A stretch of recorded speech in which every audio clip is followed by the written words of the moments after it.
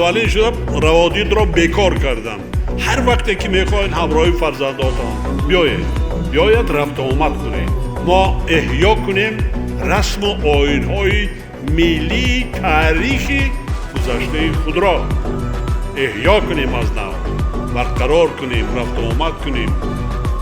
ما یک مردم هستیم، فرهنگی مشترک داریم. حالا یه شعرم از کودکی بخونم، اون بچگی یاد گرفتم، حالا همینجا یادم میگه بوی جوی مولیان آید همی، یاد یار مهربان آید همی، ریگ آموی و درشتی راه اوی، زیر پایم پرنیان آید همی.